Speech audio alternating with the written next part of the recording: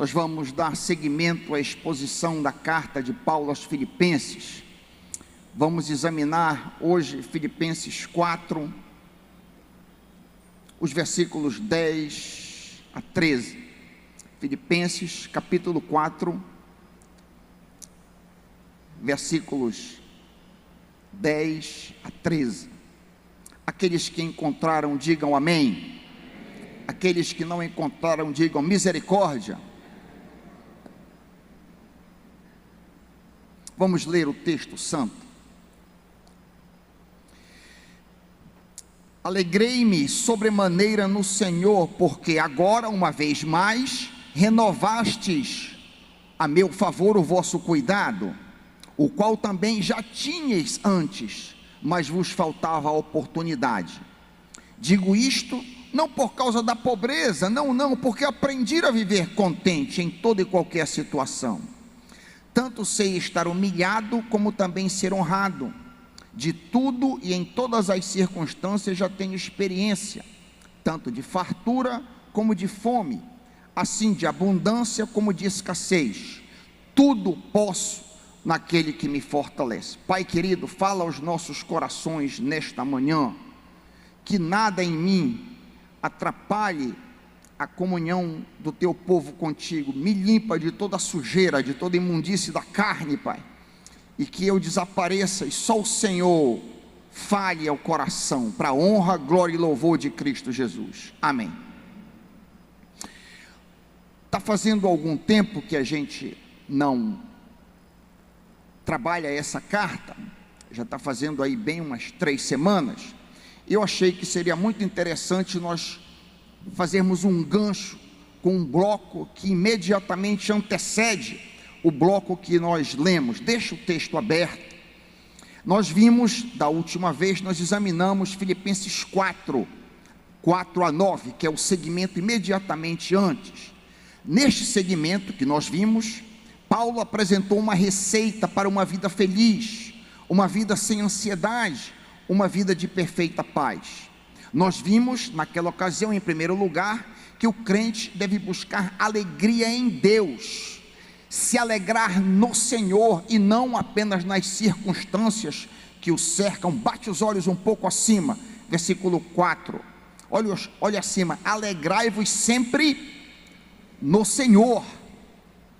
Se a fonte de alegria nossa for o nosso Deus, nós não seremos vítimas das adversidades, das más notícias, das doenças e das coisas que nos assolam frequentemente. Em segundo lugar, nessa receita, nós vimos que nós somos chamados a ser pessoas amáveis, pessoas pacientes, pessoas gentis, como nós lemos no 5a, segue comigo, 5a, seja a amabilidade, na NVI, seja a amabilidade de vocês conhecida por todos.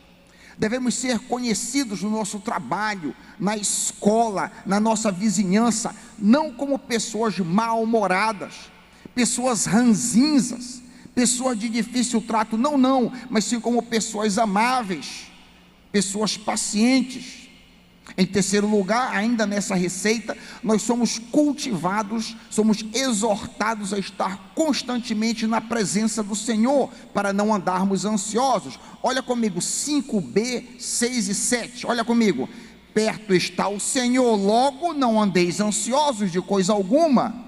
Eu coloquei o logo aí só para fazer a conexão, porque infelizmente a marcação da Bíblia tem a marcação de um versículo, atrapalha essa sequência. De novo, perto está o Senhor, logo não andeis ansiosos por coisa alguma. Em tudo sejam conhecidas diante de Deus as vossas petições, pela oração e pela súplica, com ações de graça. Assim fazendo, a paz de Deus, que excede todo entendimento, guardará o vosso coração e a vossa mente em Cristo Jesus. Ou seja, não somos órfãos, temos um Pai que está perto de nós. Não devemos estar ansiosos e aflitos. Perto está o Senhor, pensa nisso. E se nós pensarmos assim, não andaremos ansiosos. Se houver dificuldades, se enfrentamos dilemas, então devemos orar, suplicando ao Senhor, mas sempre terminando com ações de graça. seja a aflição que for, termina a tua oração agradecendo ao Senhor. Senhor, eu estou no meio de um sufoco terrível, mas obrigado que tu vais cuidar disso. Eu não sei qual é a saída dessa situação, mas obrigado. O obrigado no final mostra que nós confiamos no cuidado do Pai, embora não estamos entendendo o porquê da aflição corrente. Em quarto lugar, Paulo nos comanda a cuidar da mente, a fim de mantermos uma vida feliz, sem ansiedade e paz. Devemos ter o máximo cuidado do que entra pelos nossos olhos, do que cai nos nossos ouvidos. Olha comigo o 8, olha o filtro do 8. Finalmente, irmãos, tudo que for verdadeiro, tudo que for nobre, tudo que for correto, tudo que for puro, tudo que for amável, tudo que for de boa fama, aí ele resume: se houver algo de excelente ou digno de louvor, pensem nessas coisas. É impossível manter uma vida sem ansiedade se nós não cuidarmos de nossa mente. Eu vou dizer isso de novo: é impossível viver uma vida tranquila se a gente não cuida da mente, aquilo que nós vemos, aquilo que entra nos nossos olhos pela televisão, aquilo que chega aos nossos ouvidos. Nós temos que filtrar, e o filtro aqui nós trabalhamos exaustivamente com os irmãos, como a gente pode fazer isso aí. Em quinto e último lugar, neste bloco, nós aprendemos que tudo que recebemos, aprendemos e ouvimos, devemos colocar em prática, tendo cuidado com a fonte de onde procede o nosso ensino. Olha o 9 comigo: tudo que vocês aprenderam, receberam, ouviram e viram em mim, ponham em prática. Qual o resultado dessa receita? O Deus da paz estará com vocês. Imagina a paz que Deus tem no seu trono. Imagina comigo, tu achas que alguma coisa abala a paz de Deus no trono dele? Nada. O que pode abalar? Nada. Pois é essa paz que ele quer te dar, é essa paz que eu quero ter sempre no meu coração. O bloco que nós lemos hoje, e agora a gente inicia a exposição do bloco que nós lemos hoje. O bloco que fizemos a leitura vai do 10 ao 13. Paulo agradece aos filipenses a bondade deles pelo envio do dinheiro através de Epafrodito. O versículo 10 foi o primeiro que nós lemos. Na NVT diz assim, acompanha na tua tradução: como eu me alegro no Senhor por vocês terem voltado a se preocupar comigo. Sei que sempre se preocupam comigo, mas vocês não tinham oportunidade de me ajudar.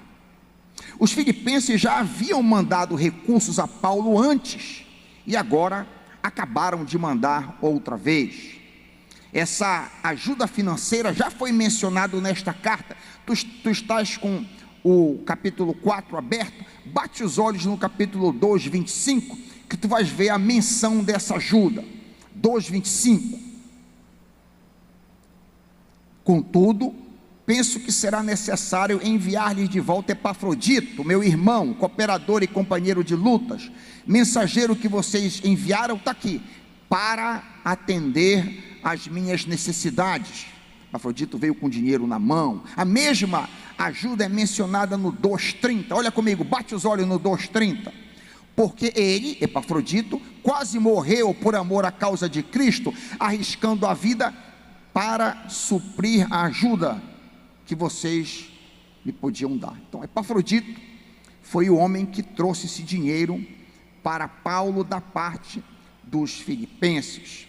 É interessante notar que a igreja dos filipenses era um tanto pobre, mas ainda assim muito generosa, como lemos aí a belíssima lição a respeito deles em 2 Coríntios 8. Deixa um dedo em Filipenses e recua alguns livros para 2 Coríntios 8, 1 a 4. 2 Coríntios 8, 1 a 4.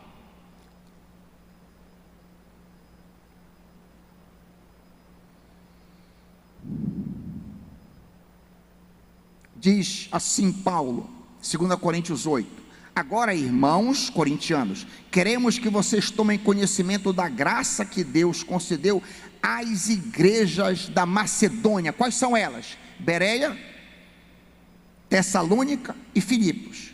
No meio da mais severa tribulação, a grande alegria e a extrema pobreza deles transbordaram em rica generosidade. Pois eu, Paulo, dou testemunho de que eles deram tudo quanto podiam e até além do que podiam. Por iniciativa deles, eles nos suplicaram insistentemente o privilégio de participar da assistência aos santos. Paulo estava levantando uma coleta para a igreja em Jerusalém, não para ele próprio aqui. Paulo estava levantando dinheiro para um problema emergencial em Jerusalém, de escassez e fome. E aí Paulo então faz uma grande coleta entre as igrejas. Não muitas respondem. Nós vemos aqui que as igrejas da Macedônia respondem, e eles quiseram dar com muita alegria. Eles suplicaram, os filipenses entre eles suplicaram insistentemente o privilégio de participar da assistência aos irmãos. Que exemplo para mim e para você como igreja. Graças a Deus a primeira igreja do Batista do Pará tem sido uma igreja generosa, mas isso aqui é uma exortação para que a gente seja ainda mais. Isso aqui no cunho coletivo. No cunho pessoal, com relação ao sustento pessoal, a igreja de Filipos foi a única que cooperou no ministério do apóstolo, como registrado em Filipenses 4, 15 a 16. Volta para Filipenses, tu estás em 2 Coríntios, volta para Filipenses 4, que tu vais ver que os filipenses foram os únicos que participaram da vida pessoal, do ministério pessoal do apóstolo. Filipenses 4, 15 a 16. Como vocês sabem, Filipenses, eu leio na NVI, nos seus primeiros dias no evangelho, quando parti da Macedônia, nenhuma igreja partilhou comigo no que se refere a dar e receber, exceto vocês. Pois estando eu em Tessalônica, vocês me mandaram ajuda, não apenas uma vez, mas duas, quando tive necessidade. Que lição preciosa outra vez podemos tirar aqui. Note, querido, querida, que grande oportunidade perdeu a igreja da Galácia, a igreja de Corinto, a igreja de Colossos, a igreja de Éfeso e outras tantas igrejas que poderiam ter o privilégio de investir pessoalmente no apóstolo Paulo, no ministério deste grande homem de Deus. Os crentes devem ver o ato de dar para a obra do Senhor como uma grande responsabilidade e um privilégio. Um privilégio. Quanto dos teus recursos pessoais, você, membro aqui da primeira igreja batista, investe na obra de Cristo? Quanto do teu bolso tu investes na obra do Senhor Jesus? Cristo deixou a sua glória eterna e se deu a si mesmo por ti. O que tu tens dado para Ele? Nós devemos ter cuidado com o egoísmo, com uma vida centrada em nós mesmos e nos interesses apenas de nossas próprias famílias. Devemos ter cuidado para não gastarmos todos os nossos recursos em nossos próprios prazeres, desejos e confortos, deixando assim de sermos generosos para com Deus. Jesus diz isso em Lucas 12, para a gente ser rico para com Deus. Você já considerou investir na vida de um missionário idôneo? Você já considerou, você já pensou na possibilidade de você investir na vida de um missionário idôneo, em um homem, uma mulher idônea? Cumprindo a ordem de Cristo, minha esposa e eu investimos em vocacionados a nível estadual, nacional e mundial. Ou seja, nós, eu e minha esposa Betina, somos mantenedores de pessoas que trabalham na obra do Senhor, e nós consideramos isso um grande privilégio. Não é um peso, não é um fardo, é um privilégio, é uma alegria para nós fazermos isso. Você já considerou fazer isso? Você sabia que essa igreja tem vários missionários? Você sabia que existem vários missionários aqui desta igreja? Eles trabalham, a maioria trabalha aqui no Pão da Vida. Eles precisam de mantenedores, E essa é uma obra digna, uma obra que você conhece. É uma coisa maravilhosa, uma coisa divina você participar na obra do Senhor. Você pode participar diretamente na vida dele. Não precisa vir pela conta da igreja, não. Você pode fazer um depósito, meu irmão, eu quero abençoar. O que é importante é a fidelidade, saber que você pode contar com aquele valor. Não é o tamanho do valor, o tamanho da oferta. A minha esposa, vocês sabem, era missionária, foi para a África, serviu no sertão paraibano, muito tempo, e a minha esposa estava me dizendo da preciosidade que o motorista de ônibus, em Vítima Sul, um homem assalariado, um motorista de ônibus, ganhando muito pouco, dava R$30 todo mês, ele depositava R$30, que coisa linda, a fidelidade daquele homem, anos, depositando os R$30, Deus está vendo o coração desses servos. Lembram daquela viúva pobre, que Jesus estava olhando, ela colocou 2 moedinhas, ela deu do sacrifício dela, para a obra do Senhor ali no templo. Este é um exemplo para mim e para você. Após agradecer a generosidade dos filipenses, Paulo fala sobre um grande segredo da felicidade, que é o contentamento, título da nossa exposição nesta manhã, o contentamento. Olha comigo versos 11 e 12, olha comigo 11 e 12, não estou dizendo isso, não estou agradecendo vocês, porque eu esteja necessitado, porque eu aprendi a adaptar-me a toda e qualquer circunstância. Eu sei o que é passar necessidade, eu sei o que é ter fartura, aprendi o segredo de viver contente em toda e qualquer situação, seja bem alimentado, seja com fome, tendo muito ou passando necessidade. Eu vou parafrasear o que o apóstolo está dizendo aqui, eu vou colocar em outras palavras, que às vezes uma esticada do texto fica melhor. Abre aspas, eu, Paulo, agradeço a oferta generosa que vocês enviaram, queridos filipenses, mas eu não estou triste por ser pobre, não. Eu me ajusto a qualquer situação, seja situação de conforto, seja situação de desconforto, seja dormindo a céu aberto, seja em um bom hotel, seja doente, seja sadio, seja passando fome, seja tendo muita comida, seja o que for, eu jamais reclamo de nada. Eu aprendi a nunca murmurar. Que postura maravilhosa! Ele está praticando aquilo que ele nos ensina. Paulo nos ensina exatamente isso em Filipenses 2,14. Passa uma página. Filipenses 2,14. Fazei algumas coisas sem murmuração. É isso que ele está dizendo. Façam algumas coisas sem murmuração. É isso que ele está dizendo.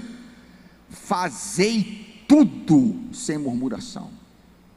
Ele está colocando em prática aqui aquilo que ele está nos mandando fazer, que ele está mandando que os filipenses fizessem, e por tabela a atitude que eu e você devemos ter.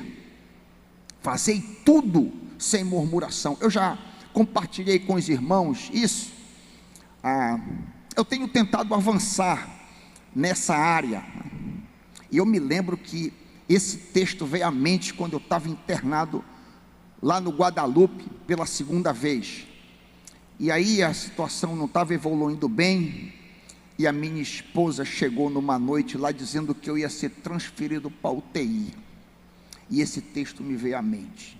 Eu disse, eu não vou murmurar, eu vou ficar calado aqui, e Deus me deu a graça, eu não murmurei, graças a Deus. Fazei tudo sem murmuração. Glorifica. Não entendeu? Glorifica. Não entendeu? Pai, eu não estou entendendo, mas glorificado seja o teu nome, tu cuidas de mim, aleluia. Fazei tudo sem murmuração. Um detalhe curioso que chama a atenção, talvez não tenha chamado a sua atenção no versículo 11. Olha um detalhe curioso. Paulo aprendeu a nunca murmurar. Ele não sabia viver assim, ele aprendeu a viver assim. A gente, depois que se converte, não é automático. Não é automático. Você não se converte hoje, aí amanhã, daqui a um mês, um ano, você aprende. Isso é um processo, isso é um longo. Comigo, infelizmente, para minha vergonha, tem sido bem longo. Deus tem sido muito paciente comigo, e eu tenho lentamente aprendido a nunca murmurar, para a honra, glória e louvor de Cristo Jesus. A postura de estar contente em toda e qualquer situação foi aprendida por Paulo através de experiências difíceis, pelas quais ele passou. Ele faz vários relatos de provações, lutas e tribulações que ele mesmo atravessou, ele e os seus companheiros atravessaram. Por exemplo, ouça essa provação, 1 Coríntios 4, 11 e 12a.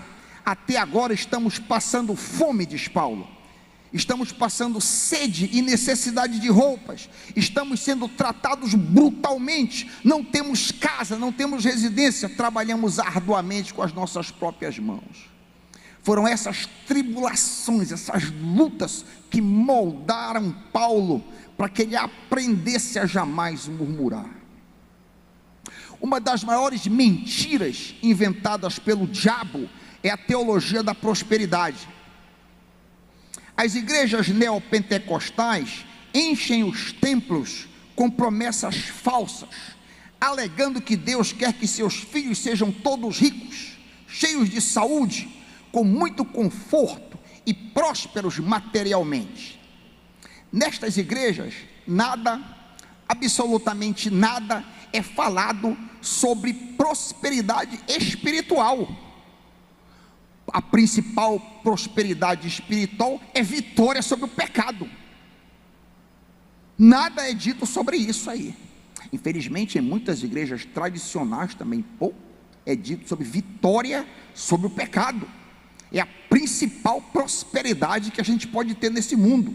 Avançar, olhar para trás e notar que a gente tenha melhorado, tem se tornado mais paciente, mais manso, mais gentil, melhorado, avançado, vitória sobre o pecado, vitória sobre pensamento torpe, vitória importantíssima, vitória sobre egoísmo, de eu estar no centro o tempo todo.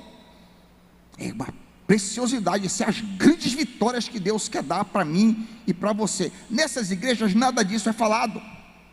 O detalhe é que qualquer cristão semi-analfabeto que possa ler o Novo Testamento, qualquer cristão minimamente instruído que consiga ler, que é primeira série primária, se ele fizesse, ele vai descobrir que Jesus, Pedro, Paulo, João e todos os discípulos eram pobres. Todos eles eram pobres. E alguns dos discípulos fiéis, dos santos do Senhor, sofriam de doenças crônicas. Por exemplo, Timóteo, 1 de Timóteo 5:23. Então a gente vê que essa propaganda dessas igrejas da prosperidade é uma tremenda balela, é uma mentira descarada, enganando os incautos que não leem a Bíblia. O fato que a maioria absoluta dos cristãos na época do Novo Testamento eram pobres e alguns não tinham boa saúde, não quer dizer que eles não fossem riquíssimos espiritualmente. Olha a qualidade da fé dos discípulos de Jesus, por exemplo, em Atos 5, 40 a 41. Olha a qualidade da fé desses caras. Atos 5, 40 a 41.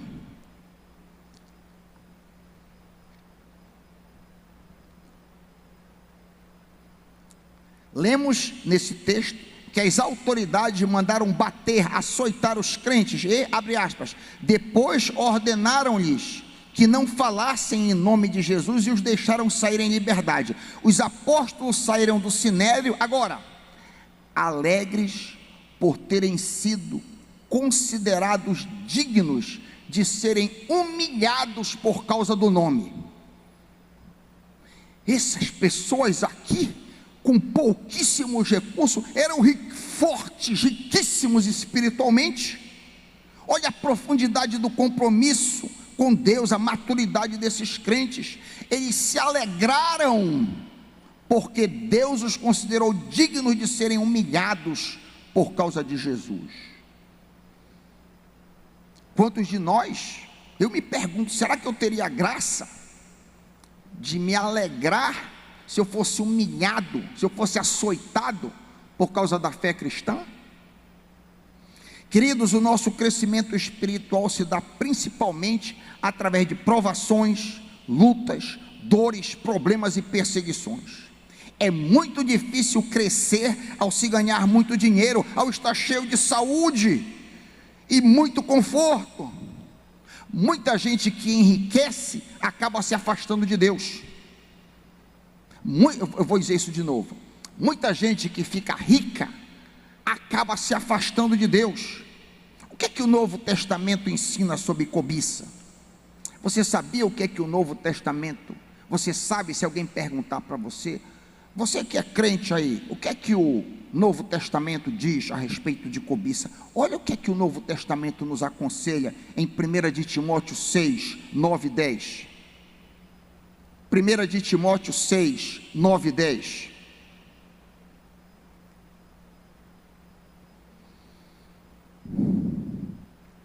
Diz assim o apóstolo: os que querem ficar ricos caem em tentação, em armadilhas e muitos desejos descontrolados e nocivos, que levam os homens a mergulharem na ruína e na destruição, pois o amor ao dinheiro é a raiz de todos os males. Algumas pessoas, por cobiçarem o dinheiro, desviaram-se da fé e se atormentaram a si mesmas com muitos sofrimentos. Eu pergunto para mim e para você, quando você olha para trás, você que é um pouquinho mais velho, quando você olha para trás, 5, 10, 15, 30, 40 anos atrás, quando você, nesse período de tempo aí, quando você tinha menos do que você tem hoje, você era mais fervoroso ou menos fervoroso? Você buscava mais a Deus naquele tempo do que você busca hoje? Quando você tinha menos, você ganhava menos, você tinha uma casa menor, você tinha uma situação mais simples de vida, você andava de bicicleta, sei que alguns fizeram isso. Nessa época, você era mais fervoroso ou você era menos fervoroso? Se você era mais fervoroso nessa época, isso quer dizer que você regrediu espiritualmente. Você regrediu espiritualmente. Você ascendeu, você progrediu materialmente, mas você andou para trás espiritualmente. Não há nada de errado em progredir materialmente, nada de errado em você ganhar dinheiro. Agora você precisa progredir espiritualmente também. A gente precisa avançar também. Pela graça de Deus, eu sou mais fervoroso hoje do que eu era antes. Aleluia. Não sou perfeito, mas eu sou mais fervoroso, busco mais a Deus, me humilho mais hoje do que eu me humilhei 10 anos atrás, 20 anos atrás, 30 anos atrás. E você também. Isso aqui não é só para pastor não, é cada um de nós. Muito cuidado, meu querido, quando você for abençoado com bens materiais. Se você cresceu materialmente, não há nada de errado com isso, atribua o seu crescimento à boa mão do Senhor e não à sua inteligência, ao seu esforço. Dê glórias ao Pai e busque crescer espiritualmente em fervor, em zelo, em vitória contra pecado. Quando enfrentamos situações difíceis, somos chamados a não murmurar e assim crescer em contentamento. O Novo Testamento nos exorta a estarmos contentes se tivermos o necessário. Tu vistes ainda há pouco 1 de Timóteo, volta para lá, volta comigo, 1 de Timóteo, olha que texto, marca na tua Bíblia esse texto, que texto precioso, 1 de Timóteo 6, 6 a 8, grifa na Escritura. Palavras de Paulo: de fato, a santidade com contentamento é grande fonte de lucro, como nós vimos em Atos. Pois nada trouxemos para este mundo, e dele nada podemos levar. Por isso, tendo o que comer e com que nos vestir, estejamos com isso contentados, estejamos contentes. Contentamento é uma atitude interior do crente, que tem os seus olhos voltados para a morada eterna, e não para este mundo. Lembremos que o cristão verdadeiro é um peixe fora d'água. Lembremos disso. O crente verdadeiro, regenerado, é um peixe fora d'água nesse mundo. Há um grau de desconforto na vida de todo crente em relação a esse mundo caído. Isso que eu estou dizendo nada tem a ver com você crescer, você buscar melhorar, se esmerar nos seus estudos, trabalhar arduamente. O cristão deve buscar ser um exemplo de dedicação em tudo que faz, a fim de que Cristo seja exaltado. Ganhe quanto dinheiro você puder, isso é bom, desde que você exalte o Senhor. Não tem nada de errado. O problema não é o dinheiro, é o amor ao dinheiro. Você está cego só para isso, só para as coisas deste mundo. Jesus disse que nós devemos ajuntar tesouros nos céus. Não acumulem para vocês tesouros na terra, palavras do próprio Jesus, não minha, onde a traça e a ferrugem destrói, onde os ladrões arrombam e furtam.